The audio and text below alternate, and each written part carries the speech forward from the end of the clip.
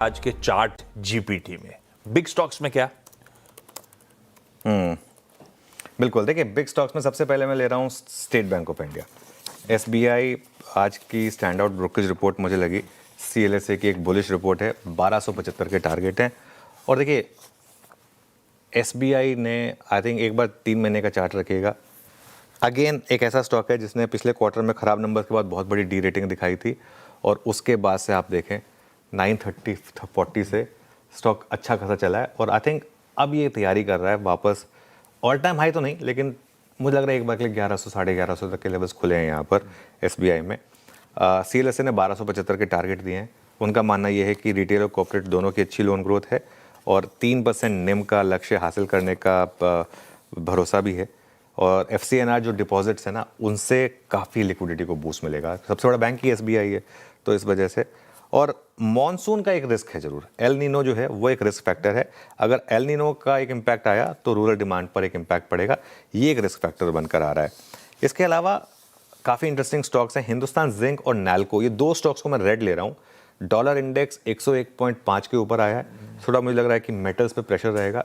और चांदी की कीमतें $60 के नीचे आई हैं पहली बार इस साल, जनवरी के हाई से आधा हो चुका है चांदी का भाव।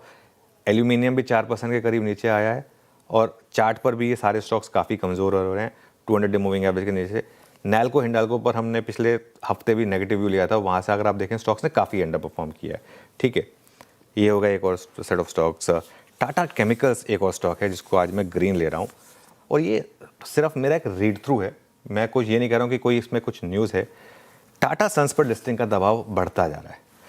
अब अपर लेयर एनबीएफसीज पर आरबीआई के जो नए नियम आए हैं, 1 करोड़ से ज़्यादा एसेट वाली एनबीएफसीज अपने आप ऑटोमेटिकली अपर लेयर में आ जाएंगी।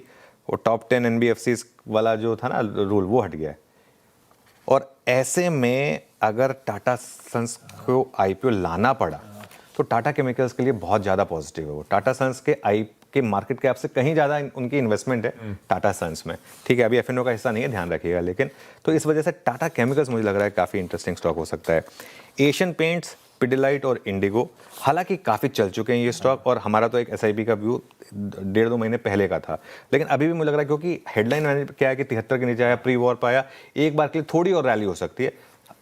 ध्यान रखें, अब आप इनको ट्रेडिंग के हिसाब से नहीं कर सकते क्योंकि अब बहुत चल चुके हैं ये स्टॉक, 15 से 20 पर चल चुके हैं, लेकिन थोड़ी मुझे लग रहा है और गुंजाइश है। बहुत बड़ा गैप अप हो तो ना चेज करें, लेकिन इस चीज़ का ध्यान रखें। ठीक है, एक और स्टॉक है जो मुझे काफ़ी इंटरेस्टिंग लगा, वो है कैप्री ग्लोबल, क्योंकि एनबीएफसीज यहाँ पर काफ़ी ज़बरदस्त मोमेंटम है आशीष।